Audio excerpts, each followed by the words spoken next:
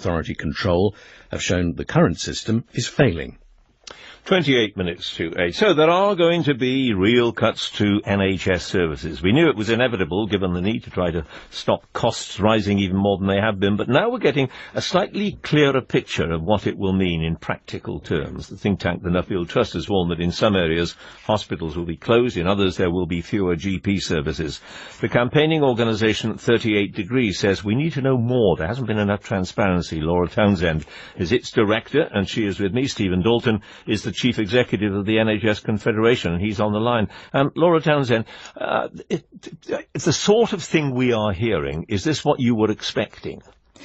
Well, I think it's a lot worse than we were expecting. We found that there are plans across England to change and close NHS services to cope with the fact that the NHS just doesn't have enough money. These are concerted attempts to close financial deficits. They're part of a set of plans that are due to be initially signed off this October, but so far have received very little public or political scrutiny. Well, we're getting that now, aren't we? I mean, we're beginning to get some details now, aren't we, from the Nuffield Trust and so on? We are beginning to. I think a key concern is why it hasn't been quite this transparent up until now. And that's exactly why 38 Degrees members have crowdfunded for this expert investigation and analysis of the plans. By whom? Who's going to do it? So the analysis was done by health policy experts in Decisive Health, and it took a very comprehensive look through all the publicly available documents to piece together exactly what is likely to happen. So there are a few quite worrying proposals across the country. So take Hertfordshire and West Essex.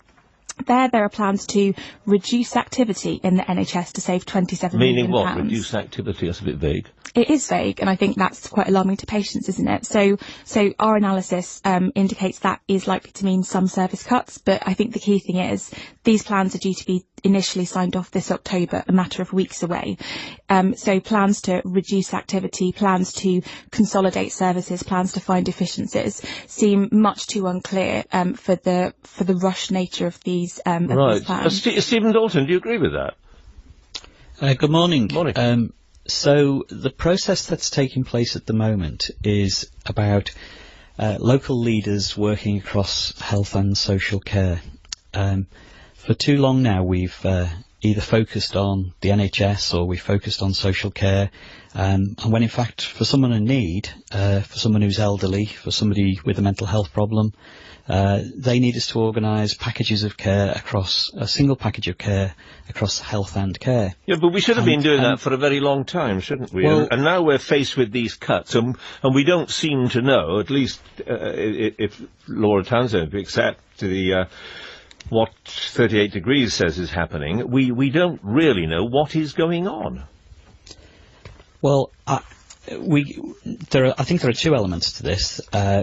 I don't think we should characterise this entirely as about cuts. Undoubtedly, there is significant financial pressure on the NHS and social care services. However, there's significant demand that's growing. In the first quarter of this financial year, we saw over 5 million attendances at A&E.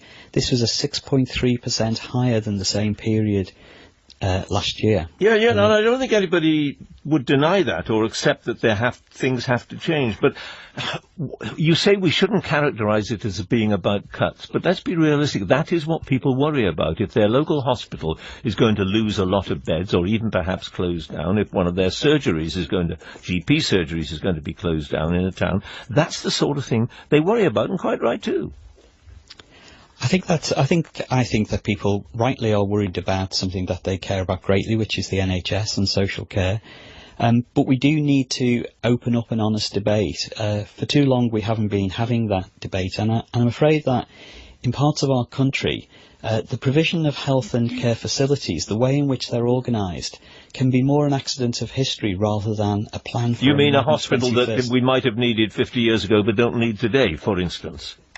Well, the debate about closing things and moving things generally generates an enormous amount of anxiety, and for that reason there is a reluctance on the part of our political leaders. There's often a very complicated arrangement that we have to go through in order to address those things, and so dodging those issues has become something which has been going on for too long now. Right. And our local leaders across the NHS and local government are not drawing up plans to indiscriminately close services. Well, no MP is prepared to face his or her constituency and say, we're going to close your hospital. I mean, they just won't do it. Well, I think some MPs will do it, actually, and I think increasingly with engagement with MPs and a better understanding of what's coming towards us in terms of demand, we do need more courage. But so local leaders, what they're doing is they're working together to address the question of how to maintain essential services in the face of massive growing demand. But the trouble is we don't even have a timetable. Well, let's ask Laura Townsend about that. Do you have any sense of what the timetable is? Well, the indications we have so far is that there's initial sign-off coming from Jeremy Hunt and NHS England this October. There may be consultations planned after that, but I think if I was a local person faced with what seems like a done deal, that would seem like a rather hollow conversation. But are you able to say, as we speak, based on what you have found, your investigations have found out, that a hospital in a district is going to be closed, or lots of beds are going to be closed down, and surgery is going to be closed? Are you able to be specific? And are you saying they are actually hiding that from us? So the straight answer is no, I can't be specific. This was the clearest analysis we could do of a set of very unclear documents. I think Stephen's right, though, that the essence of these plans could be very positive. Of course, it's a good idea to plan services around local areas rather than around institutions like hospitals. But the key thing that I think we're missing in this discussion so far is that these plans come with a firm requirement handed down from NHS England and Jeremy Hunt to reduce local NHS deficits. And what this analysis shows is the reality of that for patients. And the reality of that so far looks like A&E closures and cuts in beds. Right. And would you accept, Stephen Dalton, that we should be given more information about those proposals as soon as possible? I absolutely agree with that, and that is the plan. So there are 44 local discussions going on, and those 44 local discussions, we have to put something in front of local communities. We can't just go out there with a blank piece of paper and say, what should we do? We'd be failing in our duty as leaders if that's what we did across health and social care. So we'll be going to our communities with plans about how do we organise health and care together with the community, not in isolation, but together with the community. That is much better than having a single plan in NHS England in London. Right. So those 44 conversations are going on right now, and soon will be transferred into a conversation with the wider community. Stephen Dalton, Laura Townsend, thank you both very much. Thank you. It's 21 minutes to 8. Let's have a look at today's papers. And the number of babies now being born in this country to foreign mothers is